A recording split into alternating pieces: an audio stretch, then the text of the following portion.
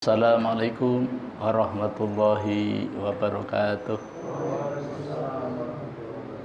Innal hamdalillah nahmaduhu wa nasta'inuhu wa nastaghfiruh wa na'udzu billahi min sururi anfusina wa min sayyiati a'malina. May yahdihillahu fala mudhillalah wa may yudlilhu fala hadiyalah. Asyhadu an la ilaha illallah wahdahu la syarikalah wa asyhadu anna Muhammadan abduhu wa rasuluh la nabiyya wa la rasula ba'da. Allahumma shalli wa sallim wa barik ala hadzal nabiyil karim wa ala alihi wa sahbihi ajma'in, amma ba'd. Qala Allah ta'ala fil Qur'anil Karim, a'udzu billahi minasyaitonir rajim. Ya ayyuhalladzina amanu taqullaha haqqa tuqatih wa la tamutunna illa wa antum muslimun. Wa qala ya ayyuhalladzina amanu taqullaha wa qulu qawlan sadida yuslih lakum a'malakum wa yaghfir lakum dzunubakum wa may yuti'illaha wa rasulahu faqad faza fawzan 'azima. Inna asdaqal hadits kitabullah wa khairul hadi hadi Muhammadin sallallahu alaihi wasallam. Wa syarrul umuri muhdatsatuha wa kullu muhdatsatin bid'ah wa kullu bid'atin dhalalah wa kullu dhalalatin finnar. Bapak Ibu jamaah salat maghrib mushola Miftahul Jannah yang dirahmati Allah Subhanahu wa taala.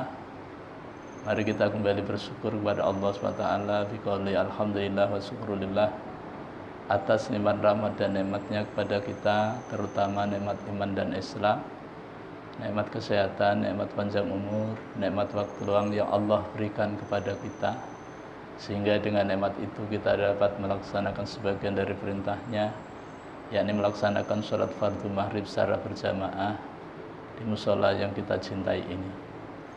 Salawat dan salam semoga senantiasa tercurah, terlimpah kepada junjungan kita Nabi besar Muhammad sallallahu alaihi wasallam, pada keluarganya, para sahabatnya, para pengikutnya yang setia, baik yang dulu, sekarang maupun yang akan datang. Mudah-mudahan kita semua yang hadir di majelis yang mulia ini dicatat oleh Allah SWT sebagai hamba-hamba Allah yang taat, yang takwa, calon-calon penerima syafaat yang agung dari baginda Nabi sallallahu alaihi wasallam atas izin Allah SWT kelak pada hari kiamat, amin ya rabbal alamin. Bapak Ibu jamaah salat maghrib yang dirahmati Allah SWT, alhamdulillah kita kembali bertemu dalam suasana kebaikan, sehat badan, afiah batin. Ini bagian dari nikmat Allah SWT yang wajib kita syukuri agar Allah SWT senantiasa menambahkan nikmatnya kepada kita. Malam ini kita akan melanjutkan kajian kita dengan tema Ma'rifatul Quran, bagian yang kedua. Kita mengenal Al-Quran dari sisi terjemahnya. Kemarin kita sudah sampai kepada ayat-ayat pernyataan di mana Nabiullah Ibrahim menyatakan di dalam surah 26 ayat 80 sampai 85. Malam ini kita lanjutkan sampai menjelang waktu Isya. Yang terakhir kemarin Nabiullah Ibrahim memohon kepada Allah SWT untuk ayahanda beliau. Jadi Nabi Ibrahim minta kepada Allah agar Allah mengampuni dosa ayahanda beliau. Tapi Nabi Ibrahim menjelaskan kepada kita, ini khusus doanya Nabi Ibrahim kepada ayahandanya. Walaupun Allah juga tahu keadaan ayahanda Ibrahim, ya.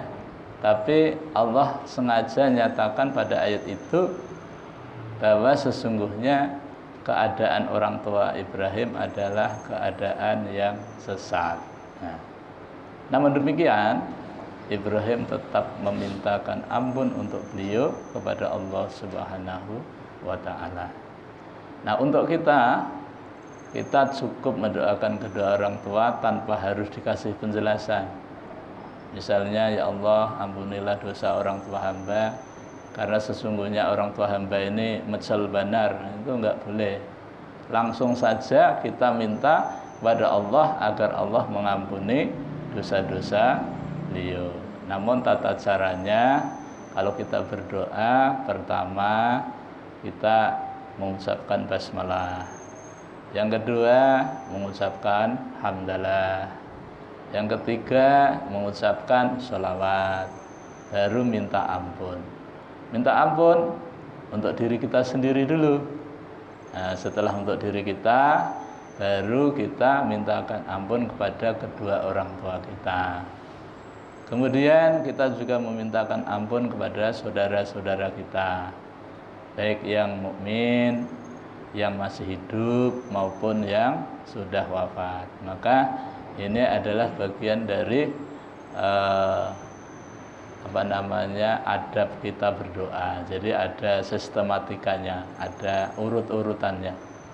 Jadi kita tidak langsung minta, tetapi di situ ada tata caranya. Kemudian setelah itu apa? Setelah itu kita baru minta apa yang menjadi hajat kita. Bapak Ibu jamaah salat maghrib yang dirahmati Allah Subhanahu wa taala. Kemudian setelah Nabi Ibrahim memintakan ampun untuk ayahandanya, maka kemudian Nabi Ibrahim juga berdoa. Yaitu lanjutan doanya adalah wala tuhzini yauma yub'atsun. Dan janganlah engkau hinakan kami, yaitu Nabi Ibrahim, di hari mereka dibangkitkan. Nah, jadi hari itu adalah hari berbangkit, hari kiamat. Yaumu yub'atsun itu adalah hari di mana seluruh manusia yang tadinya meninggal dunia, baik yang di alam barzah maupun yang di alam sebelah sana, maka dibangkitkan oleh Allah. Dan ketika Allah membangkitkannya, maka ketika itu manusia dikumpulkan pada suatu tempat yang di situ tanahnya putih lapang, ya, yang disebut dengan padang mahsyar. Ketika kita berada di sana, maka matahari didekatkan sejengkal di atas kepala kita. Kita nggak usah membayangkan betapa panasnya. Yang sekarang saja panasnya luar biasa, kan? Dan ketika itu tidak ada naungan, ya, kecuali naungan yang Allah berikan kepada 7 golongan. Nah, salah satu naungan Allah yang akan diberikan kepada hambanya adalah orang yang hatinya terpaut dengan masjid. Orang yang punya hati selalu ingin sholat berjamaah di masjid, merasa rugi kalau tidak sholat berjamaah, dan tempatnya mesti di masjid, gitu ya. Walaupun sholat jamaah di rumah juga nilainya sama, maksudnya sama-sama berjamaah. Tapi kalau tempatnya di masjid ada nilai tersendiri, yaitu lebih dari 20 derajat dibandingkan tempatnya kalau di rumah. Sholat jamaah di rumah 20 derajat pahalanya, ya. Tapi kalau sholatnya di masjid ditambah 20 derajat lagi. Nah, jadi orang yang selalu terpaut hatinya dengan masjid, maka orang itu akan mendapatkan naungan Allah Subhanahu wa taala. Bapak Ibu yang dirahmati Allah Subhanahu wa taala, ketika itu orang tua enggak ingat lagi sama anaknya. Seorang istri tidak ingat lagi dengan suaminya, suaminya juga enggak ingat lagi dengan istrinya. Dan pokoknya pada saat itu masing-masing manusia cari selamat dewi-dewi, mencari selamat masing-masing. Jadi tidak ada orang yang mikirin orang lain. Nah, bagaimana supaya ketika itu kita bisa ingat orang lain? Nah, jadi caranya sekarang. Sekarang mumpung kita masih di dunia, kita disuruh untuk mengubah nasib kita. Nasib kita yang nanti di akhirat seperti digambarkan oleh Allah di dalam surah Ali Imran ayat 10, di mana orang-orang kafir itu anaknya dan hartanya tidak berguna. Maksudnya dipakai untuk apa? Untuk menebus azab Allah, nggak bisa lagi. Nah, kalau kita ingin mendapatkan kesempatan untuk menebus azab Allah, maka sekaranglah saatnya. ada dua aset yang sangat bermanfaat untuk kita, yaitu yang pertama harta. Harta ini bisa untuk menebus dari azab Allah Subhanahu wa ta'ala.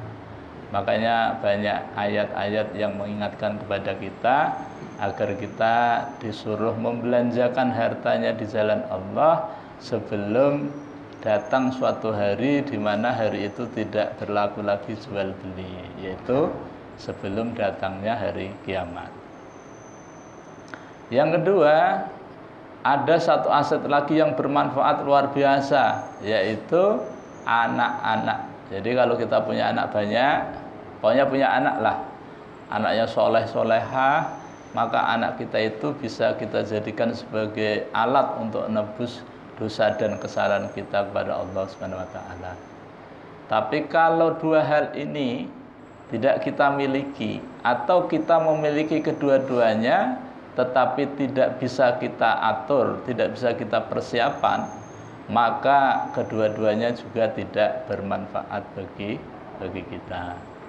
Bapak Ibu yang dirahmati Allah Subhanahu wa ta'ala, Nabi Ibrahim berdoa kepada Allah agar Nabi Ibrahim tidak dihinakan pada hari itu, yaitu yauma yub'atsun, di mana mereka seluruh manusia yang meninggal dunia dibangkitkan kembali dan akan menghadapi satu fase, yaitu hari di mana setelah itu manusia akan mempertanggungjawabkan seluruh amalan waktu di dunia. Padahal antriannya itu Masya Allah panjang benar. Kalau kita jalan macet gitu nah, ya Pak Haji, macet nggak sampai sejam itu aja sudah nggak tahan banget. Sudah berbagai macam cara gitu ya supaya lancar. Ini di dunia, dan itu tidak pakai suasana yang tidak menyenangkan, cuma macet gitu aja, tambah panas lah gitu. Apalagi kita itu antrinya itu Masya Allah, manusia tidak akan beranjak dari suatu tempat sebelum manusia satu ditanya 4 perkara. Kalau mikirin seperti itu, sepertinya kita ini memang harus siap sejak sekarang, supaya pada saat antri itu kita tidak mengalami antri yang begitu panjang. Bagaimana caranya? Cukup kita menjadikan diri kita orang yang beriman, kemudian beramal soleh. Orang yang beriman dan beramal soleh, amalnya sesuai dengan Quran dan Sunnah, maka orang tersebut akan melalui proses penghisapan yang mudah, yang cepat, dan beda ya, beda dengan yang lainnya. Mungkin kalau di dunia ini para pejabat yang bebas, nggak usah pakai antri. Orang-orang yang beriman dan beramal soleh, amalnya betul, maka insya Allah Allah akan berikan jalan yang terbaik. Bapak Ibu yang dirahmati Allah SWT, maka Nabi Ibrahim minta kepada Allah supaya tidak dihinakan pada hari itu. Manusia ketika itu Allah perlihatkan semua apa yang pernah dilakukan waktu di dunia. Oleh karena itu, bagaimana supaya Allah merahasiakan pada saat semuanya itu diperlihatkan. Ketika di dunia kita punya rahasia, kita ingin rahasia kita tidak diketahui oleh siapapun. Apalagi di akhirat ada caranya. Bagaimana supaya rahasia kita itu tidak terbuka di akhirat? Maka jangan kita suka membuka aib orang. Kalau kita suka menutupi aib saudara kita, maka Allah pun juga akan menutupi aib kita. Bapak Ibu yang dirahmati Allah Subhanahu wa ta'ala, hari itu Allah jelaskan kenapa Nabi Ibrahim itu meminta kepada Allah agar Nabi Ibrahim tidak dihinakan pada saat itu. Karena kebanyakan manusia terhina ketika itu. Ayat lanjutannya ayat 88 ya. Yaitu yauma la yanfa'u malun wala banun. Yaitu hari yang dimaksud oleh Ibrahim tadi adalah hari di mana tidak berguna tidak bermanfaat lagi anak dan harta, harta dan anak. Ya, yauma la yanfa'u, yaitu hari yang tidak lagi bermanfaat, yaitu harta dan anak-anak. Nah, kenapa? Karena sudah kiamat. Amal kita sudah tidak ada lagi, sudah tidak ada kesempatan lagi. Maka mumpung kita masih dikasih kesempatan oleh Allah SWT, kita masih menjadi orang yang beriman, masih dikasih kesempatan untuk beramal soleh, maka saatnya sekarang, ya, mumpung masih ada kesempatan. Nanti kalau sudah ditutup, kapan itu? Pada saat Allah sudah memanggil kita, maka kita sudah tidak bisa beramal lagi. Idza matabnul adab in qata'a amaluhu ila min salas shadaqatin jariyatin aw ilmin yuntafa'u bih aw waladin sholihin yad'ulah. Manakala anak Adam meninggal dunia, maka sudah kada kawak lagi beramal. Nah, kada kawak lagi sholat, kada kawak lagi zakat, tidak bisa lagi sedekah, tidak bisa lagi puasa, pokoknya nggak bisa lah lagi.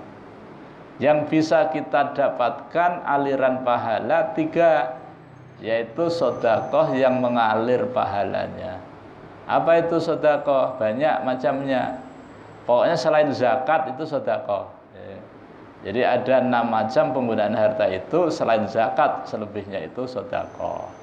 Kalau zakat itu wajib, kalau sedekah itu sunnah. Di situ ada infak, ada wakaf, ada hibah, ya, dan lain sebagainya. Jadi kita dianjurkan untuk bersedekah. Karena apa? Karena sedekah itu pahalanya ganal banar. Tapi kita tidak akan tahu sekarang. Kita ini tahu karena dikasih tahu oleh para penceramah kita. Tapi ketika sakaratul maut, Allah tampakkan pahala tentang sedekah itu. Maka di dalam surah 63 ayat yang ke-10, di situ kebanyakan manusia yang beriman itu mereka ingin kembali ke dunia setumat saja. Ingin apa? Ingin bersedekah. Kenapa? Karena pahala sedekah itu luar biasa pahalanya. Jadi minta waktu setumat kepada Allah bukan untuk infak, bukan untuk haji, bukan untuk puasa, bukan untuk jihad, ya, tetapi untuk bersedekah. Nah, kenapa? Karena memang pahala sedekah itu luar biasa. Bapak Ibu yang dirahmati Allah Subhanahu wa taala, karena hari itu sudah tidak bermanfaat lagi harta dan anak-anak kita, bagaimana supaya kita itu bisa memiliki tabungan yang bisa kita andalkan pada saat itu? Maka waktu di dunia ini kita lakukan amal soleh sesuai dengan petunjuknya Allah dan contohnya Rasulullah Shallallahu Alaihi Wasallam. Karena Rasulullah mewanti-wanti sama kita ini, jangan sampai kita itu melakukan amalan yang amalan itu tidak ada contoh. Sebabnya dikomplain kada kawa, ya. Kita itu minta kepada Allah ketika kita merasa beramal soleh, ternyata bukan amal soleh. Karena salah satu tanda bahwa amal itu soleh, amal itu benar, apabila ada perintah dari Quran dan ada contoh dari Nabi Sallallahu Alaihi Wasallam. Man amila amalan laisa lahu amruna wa huwa raddun. Barang siapa yang beramal soleh nih, tapi tidak ada contoh dari Nabi, maka amalan itu ditolak. Jakanya ditolak itu tidak diazab, tidak apa-apa. Ini sudah ditolak, nggak dapat pahala, malah kita disiksa lagi. Nah itu. Nah oleh karena itu, alhamdulillah kita sering mendengarkan tausiah, ya, dari guru-guru kita, memotivasi kita semuanya agar kita semangat untuk kita belajar. Nah dengan belajar itu kemudian kita semangat untuk beramal soleh yang lainnya. Bapak Ibu yang dirahmati Allah SWT, kemudian yang kedua anak yang ilmu yang bermanfaat. Ilmin yuntafa'u bih, yaitu ilmu yang bermanfaat. Ilmu yang bermanfaat untuk siapa? Untuk diri kita dan juga yang diambil manfaatnya untuk orang lain. Misalnya ilmu apa ya yang sekarang? Misalnya ilmu faraid. Nah, ilmu faraid itu adalah satu ilmu di mana Rasulullah SAW memerintahkan kepada sahabatnya Abu Hurairah.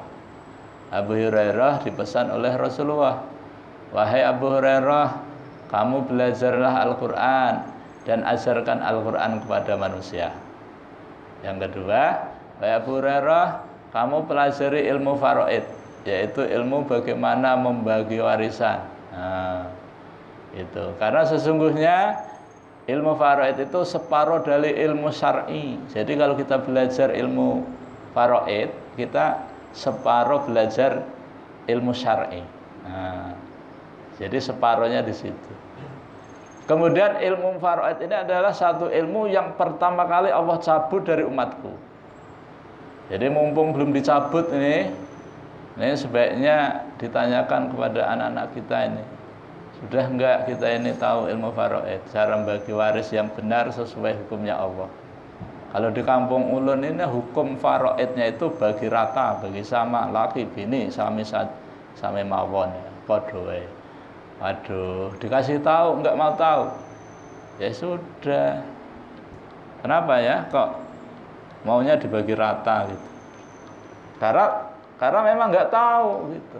Nah, jadi ilmu ini supaya kita ajarkan kepada anak cucu kita. Jadi Abu Hurairah ini dipesani oleh Rasulullah supaya belajar Al-Quran dan mengajarkan.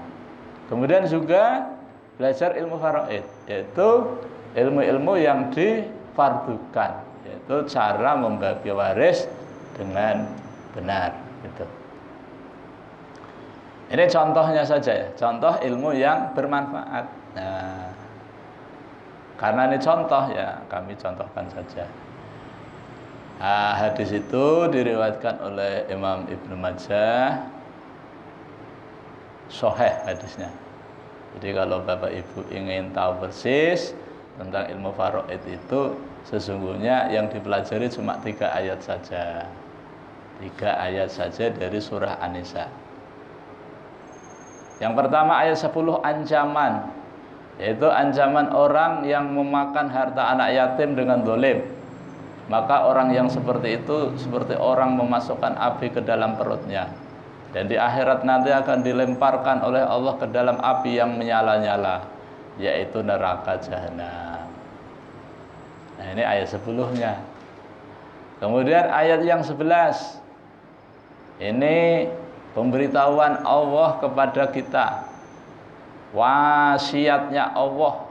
Allah mensyariatkan kepada kita agar kita itu membagi warisan kepada anak-anak kita berdasarkan ilmunya Allah. Nah, gitu.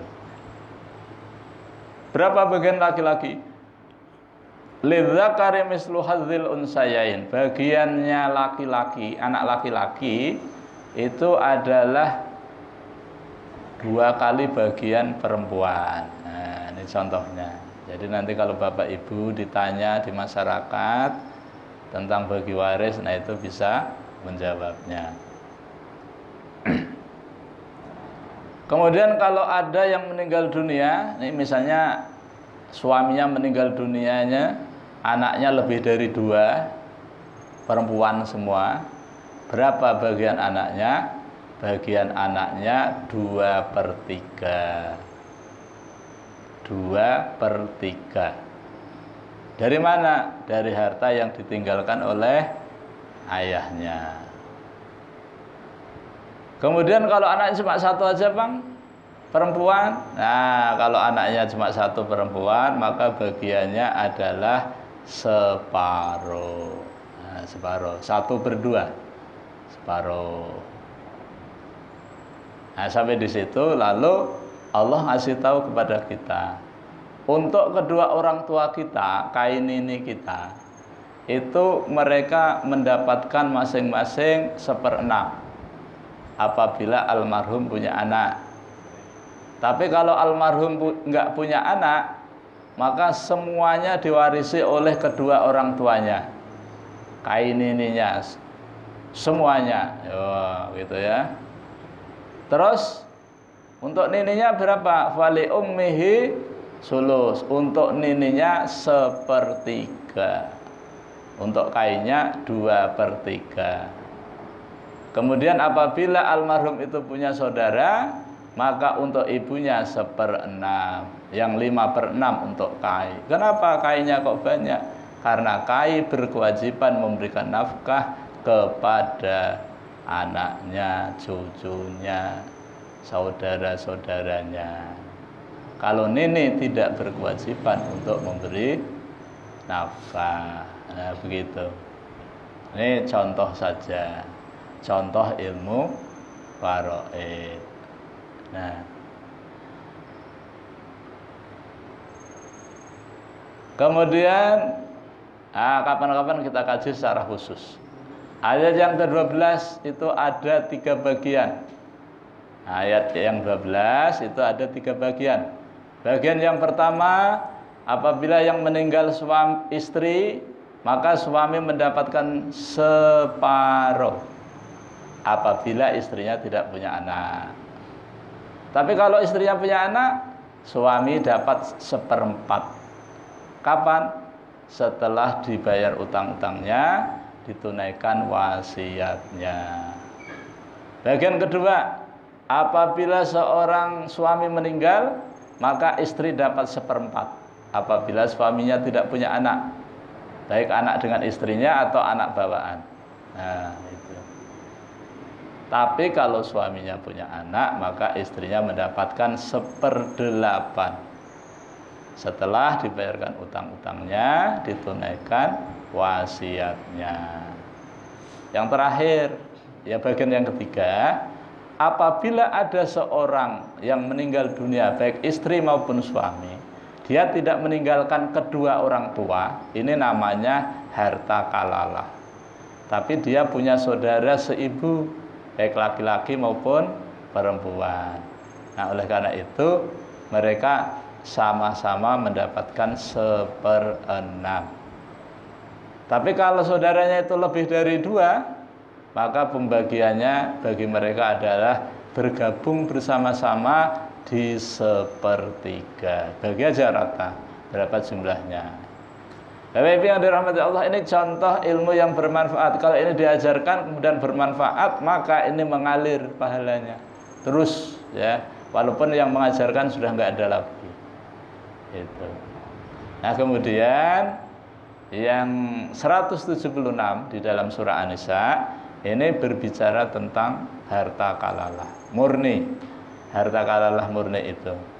Suatu ketika Rasulullah ditanya tentang fatwa tentang harta kalalah itu apa, maka Allah menyuruh Nabi agar Nabi mengatakan bahwa sesungguhnya Allah telah memberitahu kepada kita tentang harta kalalah itu. Harta kalalah adalah seseorang, baik laki-laki maupun perempuan yang meninggal dunia, dia tidak punya anak dan tidak meninggalkan kedua orang tua, tapi dia mempunyai saudara perempuan 1, maka saudara perempuan itu mendapatkan separuh dari harta yang ditinggalkan. Saudara laki-laki mendapatkan seluruh harta yang ditinggalkan oleh saudara yang perempuan apabila saudaranya tidak punya anak. Terus kalau punya anak?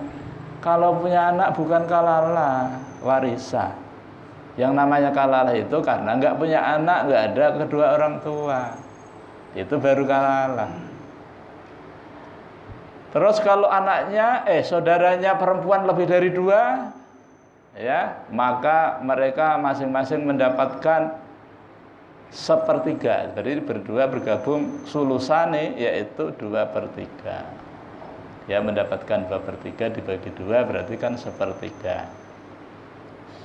Tapi kalau saudaranya itu lebih dari 3, lebih dari 2, kemudian pembagiannya mengacu kepada Falidzakari mislu hadzil unsayain. Jadi laki-laki tetap lebih banyak daripada anak yang perempuan. Inilah bedanya di ayat 12 dengan 176 itu. Ini namanya harta kalalah. Bapak Ibu yang dirahmati Allah Subhanahu wa taala, ini contoh apabila kita mengajarkan ilmu kemudian ilmunya dimanfaatkan. Kemudian yang ketiga adalah anak yang soleh yang mendoakan kedua orang tuanya. Nah, orang yang kita punya anak soleh kemudian mendoakan kita kepada orang tua, kepada Allah, memintakan ampun kepada Allah, maka Allah ampuni atas permintaan anak yang soleh tadi. Makanya kita mesti berjuang menjadikan anak-anak kita menjadi anak yang soleh dan solehah, agar ketika mereka tumbuh besar, dewasa, senantiasa mendoakan kepada kita sebagai orang tuanya. Nah, inilah amalan-amalan yang masih tetap mengalir pahalanya sekalipun pelakunya sudah wafat. Maka kemudian Nabi Ibrahim alaihissalam melanjutkan doanya. Bukan melanjutkan. Pernyataan Allah Subhanahu wa taala adalah hari yang diminta oleh Ibrahim adalah hari di mana tidak bermanfaat lagi anak dan harta benda. Tapi ada istisnanya, ya. Illa man atallaha biqalbin salim, yaitu orang yang menghadap Allah Subhanahu wa taala dalam keadaan hatinya sejahtera.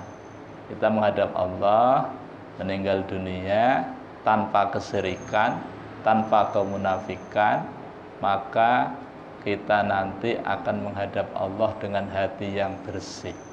Kalau kita menghadap Allah dengan hati yang bersih, maka Allah akan sambut kedatangan kita dengan sambutan sebagaimana yang sering kita dengarkan, bahwa kita akan diberikan rahmatnya Allah Subhanahu wa taala. Nah, rahmat Allah ini penting.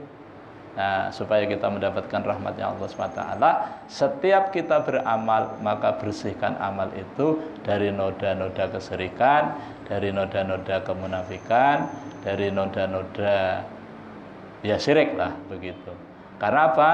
Karena kalau amal kita itu bersih dari noda-noda tersebut, maka insya Allah amal kita akan diterima oleh Allah Subhanahu wa ta'ala.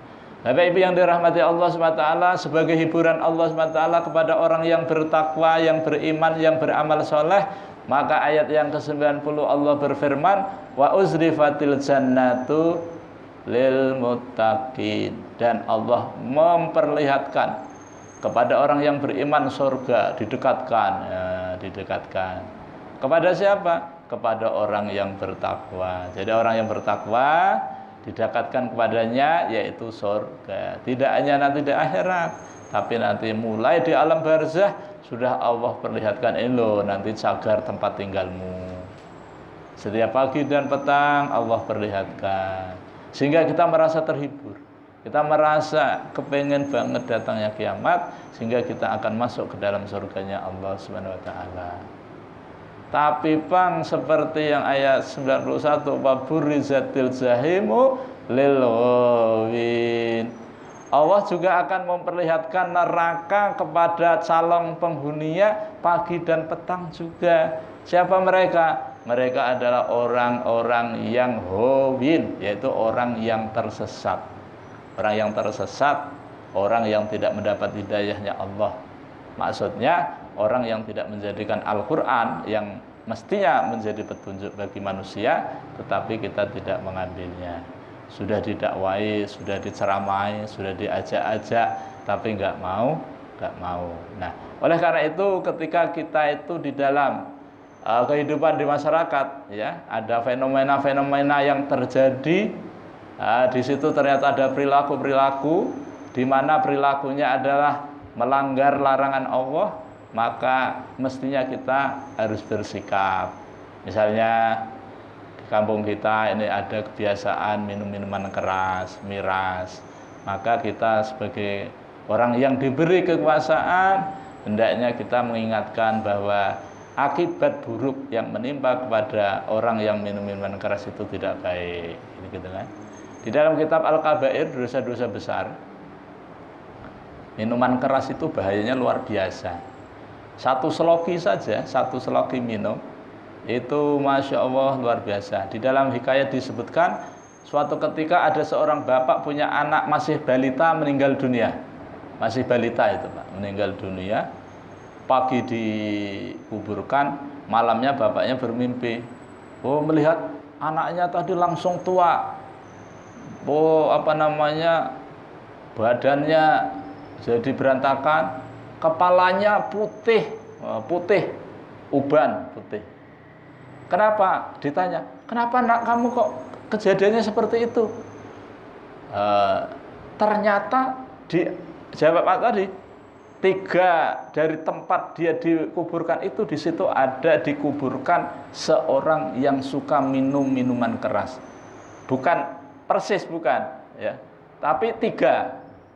Makanya kalau ada orang yang hobi minum minuman keras, wah, nggak usah dikuburkan di situ, bahaya banget itu ya. Nah, Bapak Ibu yang dirahmati Allah Subhanahu Wa Taala, apabila di rumah tangga kita ada yang seperti itu, kita ingatkan. Kalau di kampung kita juga ada seperti itu, kita ingatkan. Jangan sampai kita termasuk orang-orang yang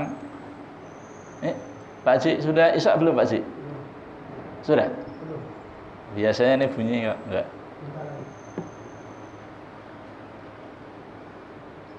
Kemudian yang selanjutnya di dalam surah, ini sudah surah Asy-Syu'ara yang 90, 91, yaitu tentang peringatan Allah Subhanahu wa taala terhadap orang-orang yang sesat, orang-orang yang tidak menjadikan Al-Qur'an sebagai petunjuk dalam hidupnya, maka mereka akan diperlihatkan ke dalam neraka.